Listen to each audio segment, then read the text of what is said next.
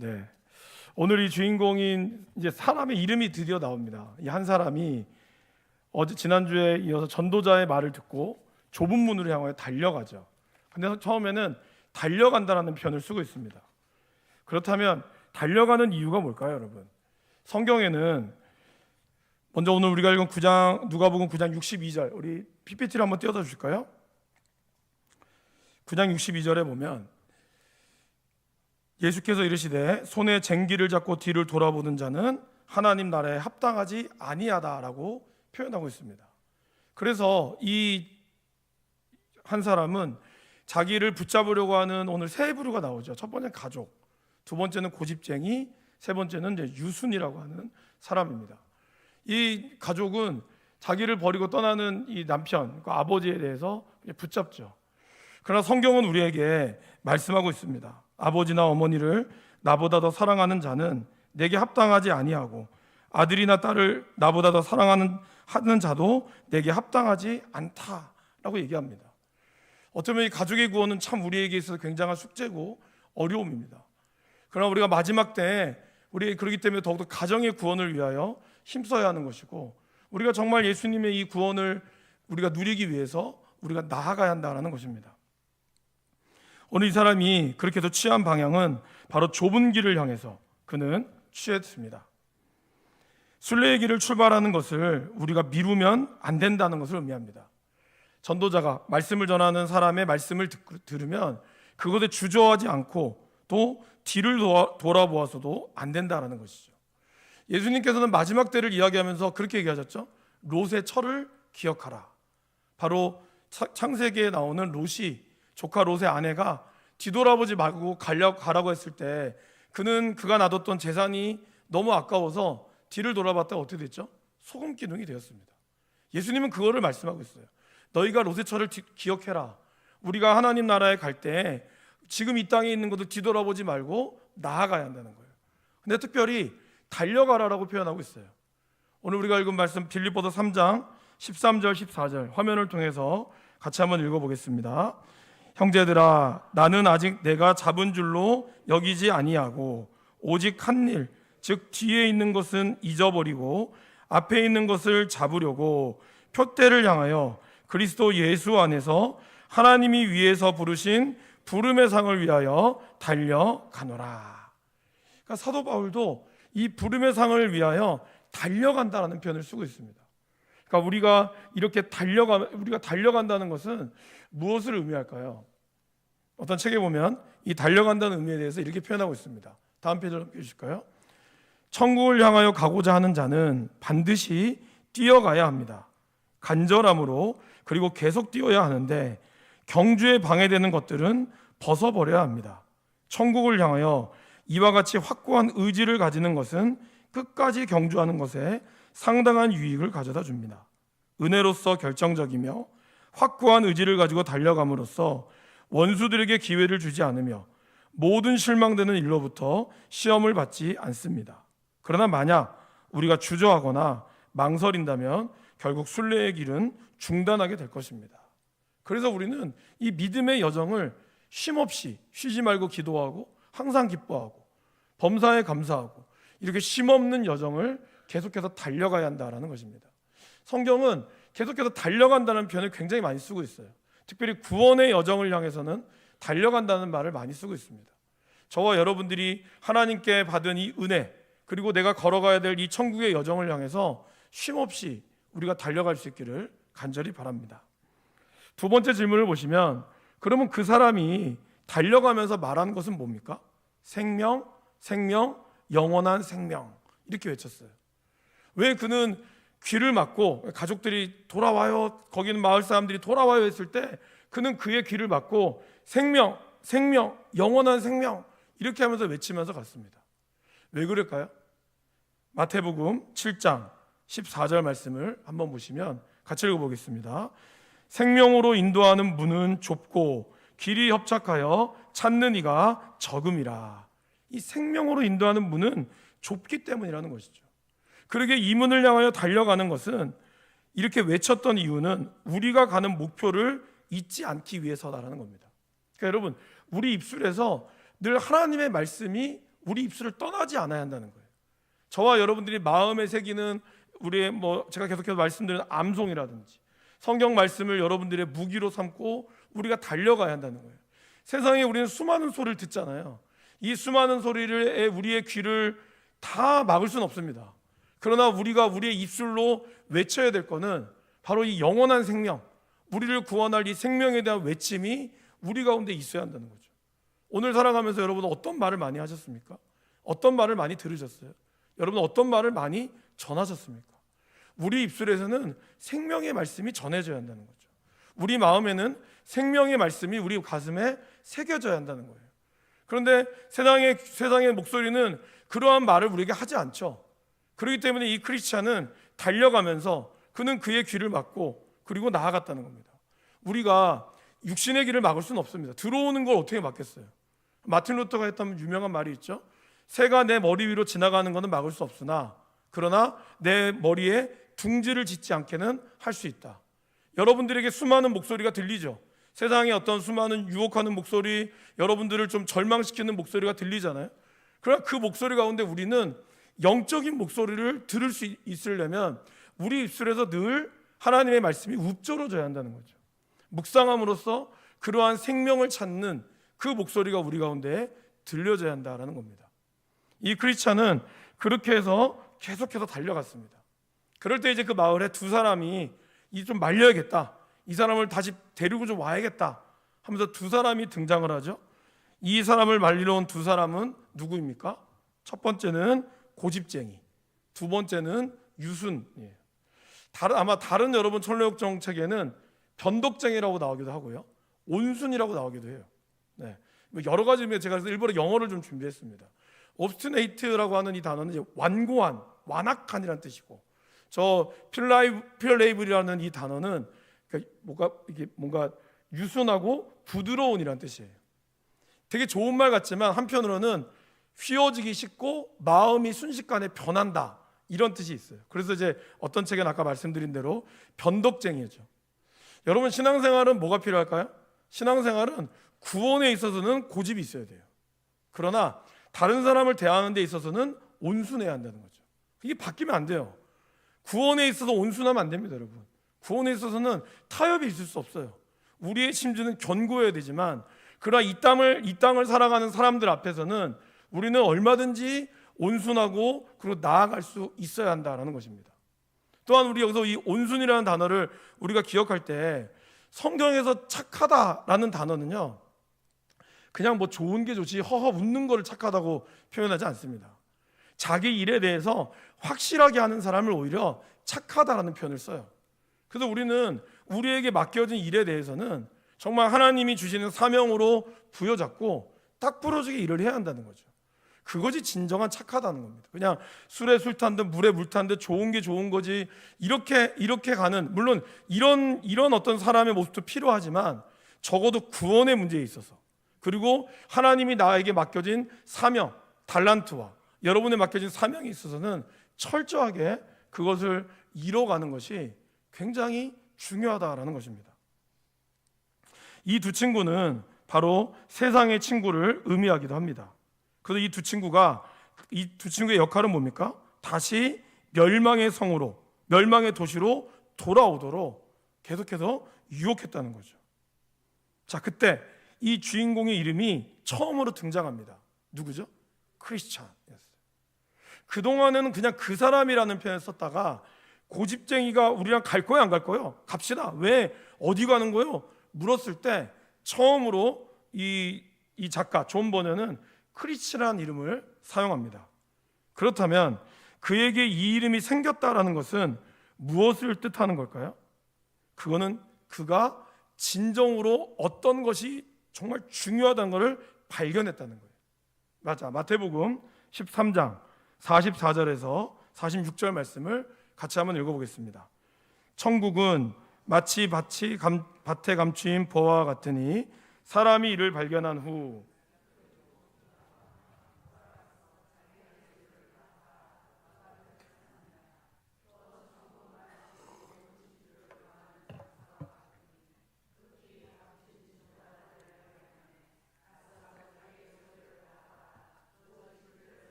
천국은 밭에 감추인 보화와 같다 그랬습니다. 그리고 사람은 그것이 보화라는 걸 알게 되는 순간 묻혀있는 땅을 다 살려고 했겠죠.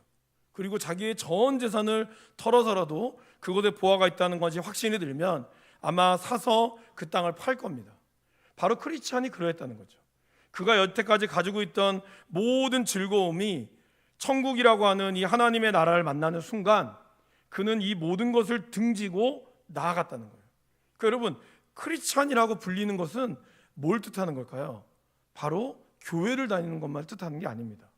물론 크리스찬은 교회를 다니는 것도 되겠죠. 그러나 좀 더 집중적인 의미에서 보면 하나님이 영생이라는 것을 아는 사람, 그거를 내가 믿고 나아가는 사람이죠. 그래서 사도 바울은 빌립보서 3장 7절에서 8절에 이렇게 이야기하죠. 그러나 무엇이든지 내게 유익하던 것을 내가 그리스도를 위하여 다 해로 여길 뿐더러 또한 모든 것을 해로 여김은 내 주 그리스도 예수를 아는 지식이 가장 고상하기 때문이라. 내가 그를 위하여 모든 것을 잃어버리고 배설물로 여김은 그리스도를 얻고. 곧 사도 바울은 예수님을 만나고 나서 그가 가지고 있는 모든 것들이 다 불필요하다, 배설물이라고 고백했다는 거예요. 그는 그로 인하여 진정한 그리스도인으로서의 삶을 살아가게 되었다라는 것이죠. 그리고 또 고린도후서 4장 18절에서 바울은 그렇게 얘기하죠. 우리가 주목하는 것은 보이는 것이 아니요 보이지 않는 것이니 보이는 것은 잠깐이요 보이지 않는 것은 영원함이라. 그리스도인은 보이는 것을 따라가지 않는다는 거예요. 물론 보이는 것도 중요하죠. 그러나 그 보이지 않는 그 이면의 것, 더 중요한 것을 바라볼 수 있는 눈이 있는 사람이라는 거예요. 그러기에 이 땅에 있는 가치가 아무리 좋아도 아무리 화려해도 눈길조차 두지 않는다는 겁니다. 그것이 바로 진정한 그리스도인이다라는 것이죠. 그러면서 사도 바울이 얘기했던 고린도후서 5장 17절 말씀을 다시 한번 읽어보겠습니다. 그런즉 누구든지 새로운 피조물이라 이전 것은 지나갔으니 보라 새 것이 되었도다. 바로 가치관의 변화, 완전히 새 것이 되었다는 거예요. 이제 이 크리스찬이라고 불리는 이 사람은 그동안은 물론 여전히 죄의 짐이 있습니다. 그 짐을 벗어나기에는 십자가 앞에 가야 되지만 그러나 그는 하나님을 믿고 그리고 그 안에 영생이 있음을 확신했어요. 그러한 모습을 보는 고집쟁이는 어떠했습니까? 답답해했죠. 그죠? 여기 나오는 이 고집쟁이의 중요한 특징은 무엇이겠습니까? 첫 번째, 같이 읽어볼까요?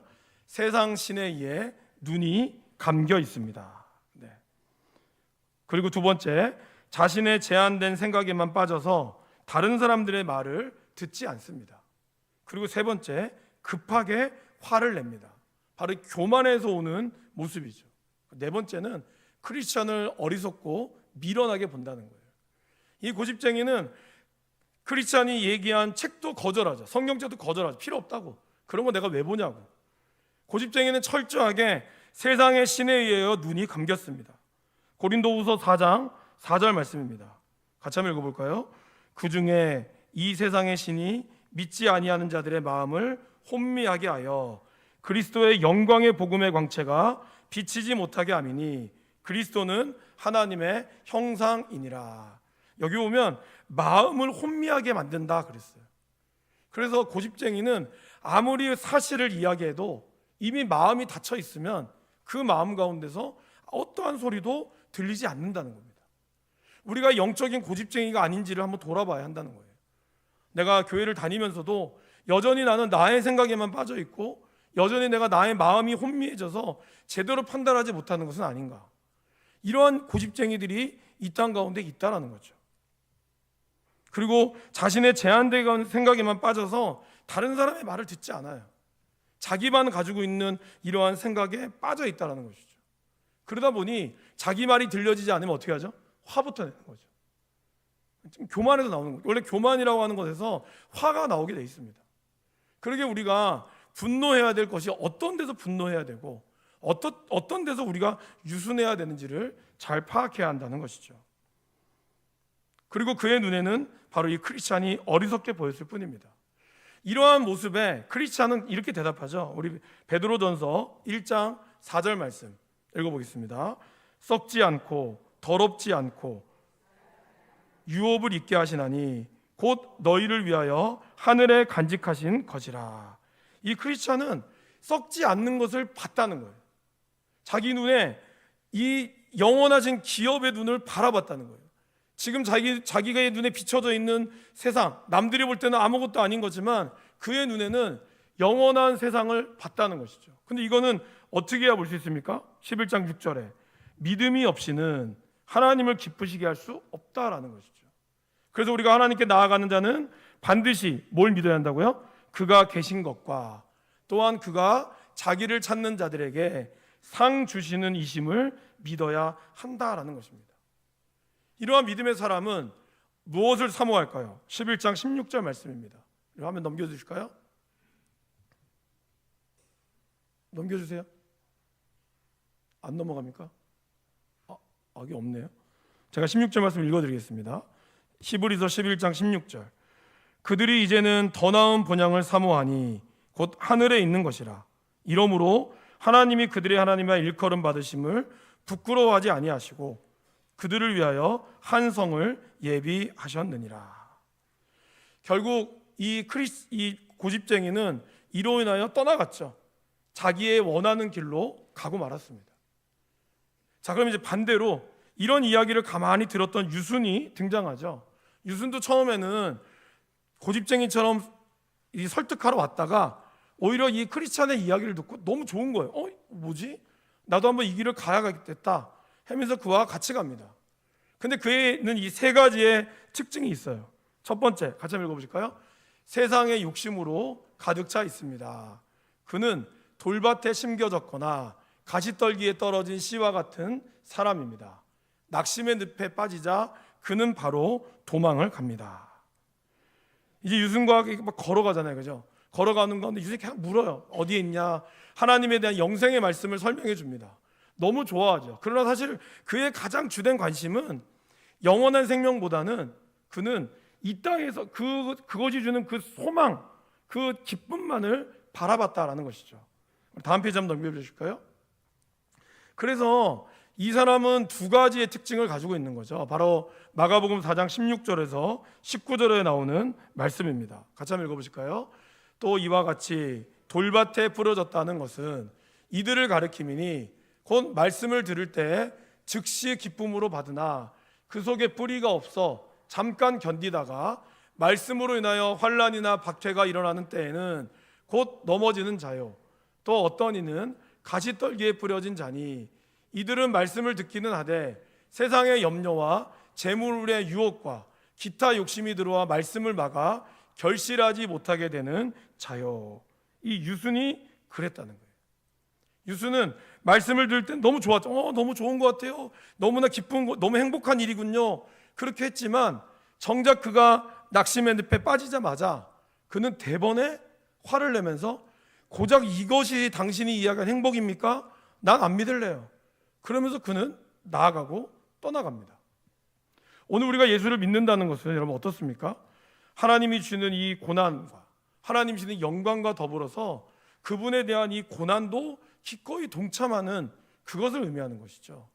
그러기 위해서는 우리가 좀 더 하나님 말씀 앞에 잘 세워져야 했는데 그는 크리스찬과 잠깐 갔지만 결국 그의 관심은 이 세상에서 어떤 것을 누리느냐였다는 거예요.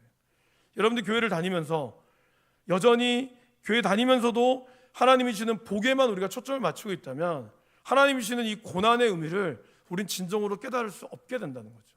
그러면 우리가 낙심의 늪 또는 절망의 늪에 빠지게 됐을 때 그 늪에서 여러분 이 늪이라고 하는 건요 헤어나올 수 있는 것입니다. 오늘 이 내용에서 우리가 좀 더 주목해야 될 내용이 어떤 거냐면 유수는 절망의 늪을 빠져나올 때 어느 방향으로 가는지 아십니까?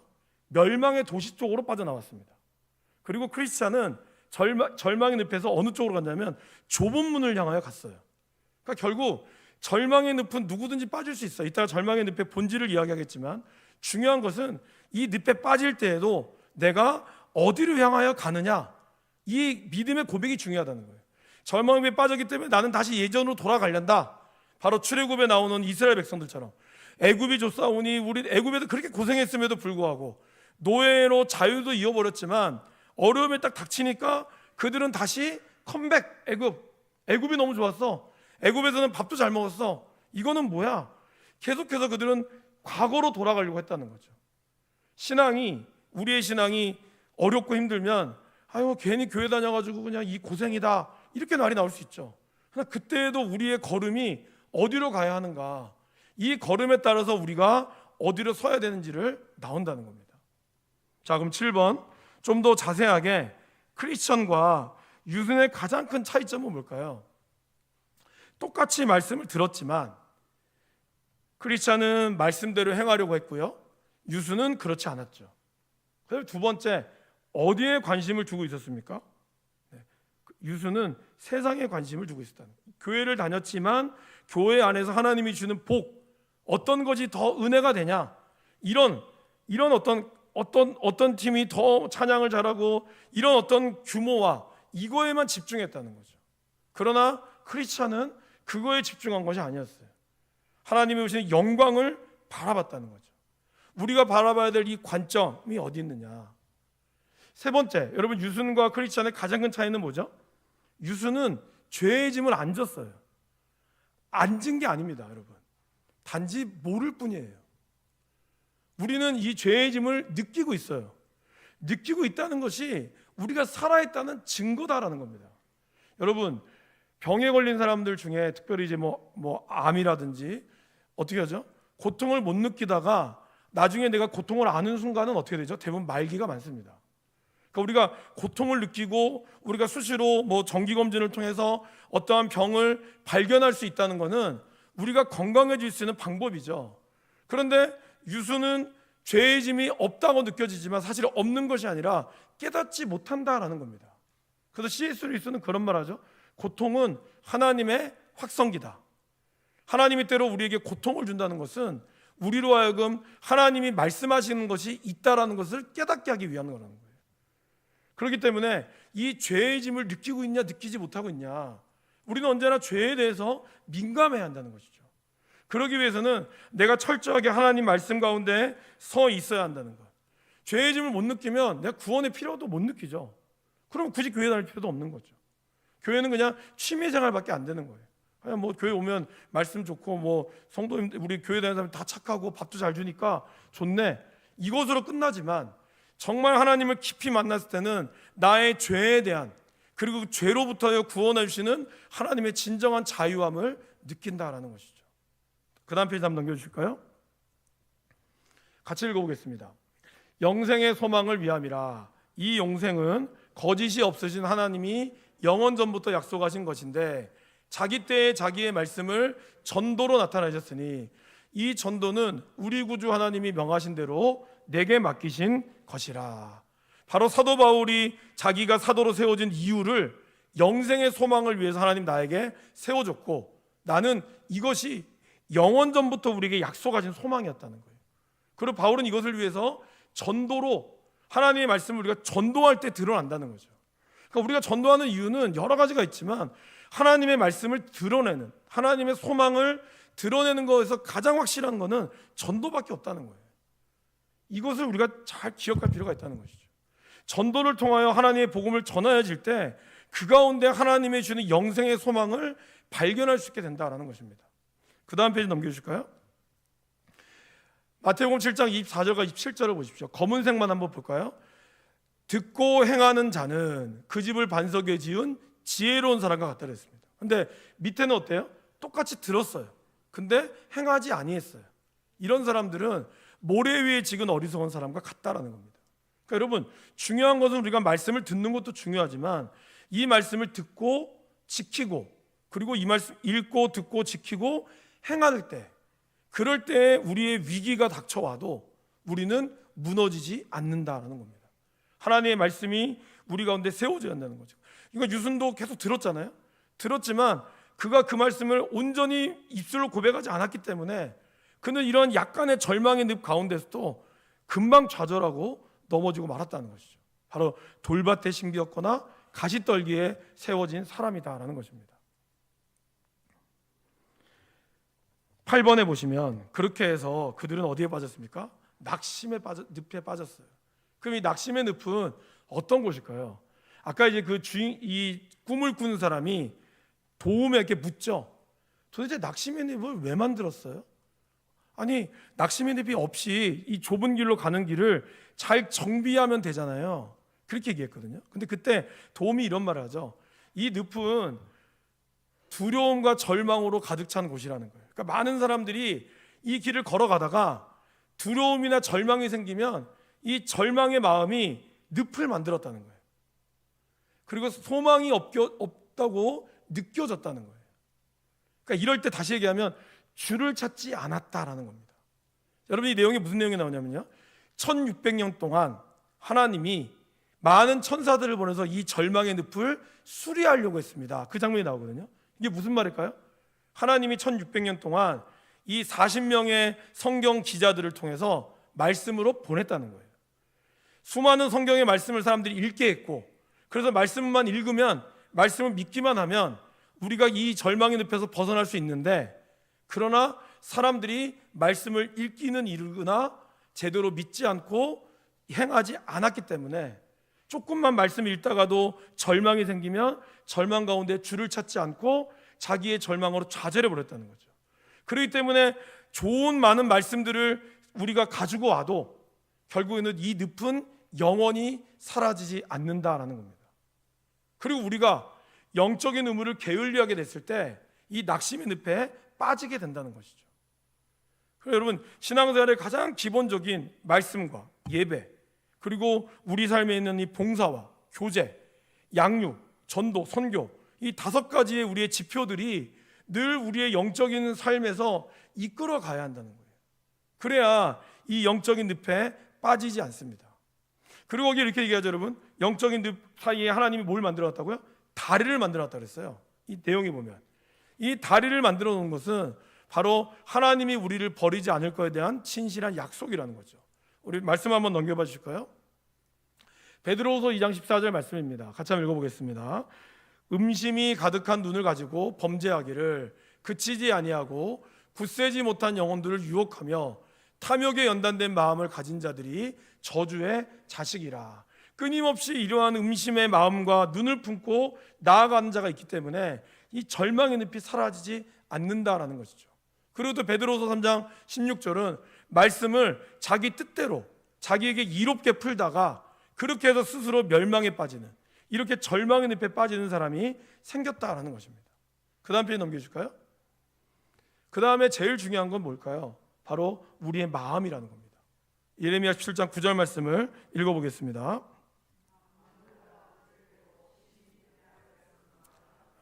누가 능히 이를 알리오마는. 그러니까 우리의 마음이, 여러분 제가 말씀드렸잖아요. 상황이 우리를 어렵게 만드는 것이 아닙니다. 상황 자체보다 그 상황을 바라보는 나의 마음, 그러니까 사단은 우리를 낙심하게 만들고 여러분에게 두려움을 주고 여러분을 좌절하게 만든다는 거죠. 그 좌절하는 마음이 딱 들어가면 어떻습니까? 하나님 말씀이 들리지 않아요. 기도가 되지 않아요. 그럴 때 우리는 절망에, 더 깊은 절망에 빠지게 된다는 거죠. 근데 너무 감사하게도 9번, 낙심의 늪에 빠지지 않도록 하나님께서는 우리에게 어떻게 해주셨습니까? 말씀을 주셨다는 거예요. 그리고 감당할 수 있도록 하나님은 항상 주셨어요. 주님은 절대로 감당하지 못할 어려움을 주지 않았습니다. 그리고 하나님은 우리를 버리지 않습니다. 그 절망의 늪에서도 다리가 있다고 그랬죠. 튼튼한 다리가 있다고 그랬어요. 우리가 정신만 차리고 보면 그 말씀의 늪에서 우리를 걸어갈 수 있는 다리가 있다고 그랬어요. 그리고 4번째, 가장 중요한 도움의 손길을 주셨다는 거죠. 오늘 이 도움의 손길이 누가 있었습니까? 바로 헬프라고 하는 도움이 그의 그 자리에 지나갔다는 거예요. 근데 여러분, 이 도움이 어떻게 크리스찬을 끄집어냈는지 이 순서가 기억이 나세요? 절망의 늪에 빠져 있을 때 도움이 먼저 구하지 않고 어떻게 빠졌는지, 왜 빠졌는지를 질문합니다. 그때 도움이 그때 크리스찬이 뭐라 그랬냐면은, 내가 두려워서, 내가 잘못해서 빠졌습니다라고 얘기했어요. 그리고 그때 도움이 그의 손을 붙잡아 줬습니다. 무슨 의미일까요? 우리가 우리의 죄를 자백하면 하나님의 도움의 손길이 일어난다는 거예요. 하나님은 우리를 돕고 싶지만 우리가 우리의 죄를 정직하게 인정하지 않으면 도움을 줄 수가 없다는 거예요. 그러니까 여러분, 절망의 늪에 빠졌을 때 우리는 이 절망의 늪이 누구 때문에 빠졌다, 누구 때문에 빠졌다, 내가 저 사람 때문에 시험 들었다, 이런 얘기를 하기 전에 하나님 앞에 정직한 나의 모습, 하나님, 내가 나의 부족함으로 인해 내가 빠졌습니다, 이 고백이 중요하다는 거예요. 이 고백 가운데 있을 때 하나님은 그분의 도움의 손길로 우리를 이끌어 가신다라는 것이죠. 자, 말씀을 한번 보실까요? 먼저 디모데후서 3장 16절 말씀. 모든 성경은 어떻게 되어 있습니까? 하나님의 감동으로 된 것으로 교훈과 책망과 바르게 함과 의로 교육하기에 유익하다라고 얘기하고 있습니다. 또한 두 번째는요, 사람이 감당할 시험 밖에는 너희가 당한 것이 없나니 오직 하나님은 미쁘사 너희가 감당하지 못할 시험 당함을 허락하지 아니하시고 시험 당할 즈음에 또한 피할 길을 내사 너희로 능히 감당하게 하시느니라. 함께 더 넘기실까요? 사무엘상 12장 22절에 보면 사무엘이 이스라엘 백성들에게 한 말입니다. 여호와께서 너희를 자기 백성으로 삼으신 것을 기뻐하셨기 때문에 하나님은 자기의 이름을 위해서라도 우리 백성을 버리지 않는다는 거예요. 그리고 그 다음 말씀이 뭐냐면 나도 너희를 위하여 기도하기를 쉬는 죄를 결단코 범하지 아니할 것이다 라고 얘기했다는 거죠. 그러니까 우리에게는, 여러분들에게는 여러분을 위하여 기도해 주는 죄가 있고, 우리 성도님들이 계시고, 우리 권사님들이 있고, 우리 장로님들이 계시고 있다는 거예요. 그러게 우리는 이러한 좌절 가운데 올 때 우리를 위하여 기도해 주는 하나님의 이 음성과 손길이 있다는 것을 우리가 믿어야 한다는 거예요. 내 감정은 그것이 안 믿어지더라도 우리는 감정에 의해 움직이는 게 아니라 말씀에 의해 움직이는 거거든요. 그래서 이 말씀을 잘 붙잡아야 한다는 것이죠. 로마서 8장은 이렇게 얘기하고 있죠. 누가 능히 하나님께서 택하신 자들을 고발하리요, 의롭다 하신 이는 하나님이시니 누가 정죄하리요, 죽으실 뿐 아니라 다시 살아나신 이는 그리스도 예수시니 그는 하나님 우편에 계신 자요 우리를 위하여 간구하시는 자다라고 이야기하고 있다는 거죠. 하나님이 그분의 간구하는 손길로 저와 여러분들을 도우시고 이끌어 간다라는 것입니다. 그러게 우리는 절망의 늪에 빠지지 않도록 깨어 있어야지만 우리도 모르게 빠져 있을 때 그때에도 우리를 붙드시는 하나님의 손길을 붙잡고 나아가야 한다는 것입니다. 여러분, 신앙생활하면서 한 번도 시험 안 들고 우리가 하는 것은 참 거의 없을 겁니다. 여러 가지 가정의 어려움이든 아니면 개인적으로 몸이 아픔이든 여러 가지 우리 가운데 우리를 절망스럽게 만드는, 낙심하게 만드는 늪이 있지만, 그러나 그 늪 가운데 하나님은 우리를 보호하는 손길이 있다라는 것, 그리고 하나님은 이것을 감당하지 못할 시험을 우리에게 주지 않았다는 것, 이걸 우리가 믿음으로 고백하며 나가야 될 줄을 믿습니다. 우리 주변에 함께하는 중보자들이 있다는 것도 잊지 마시고 우리가 믿음으로 잘 세워나갈 수 있기를, 이 믿음의 여정들을 잘 해나갈 수 있기를 간절히 축원합니다. 우리 이제 말씀을 기억하시면서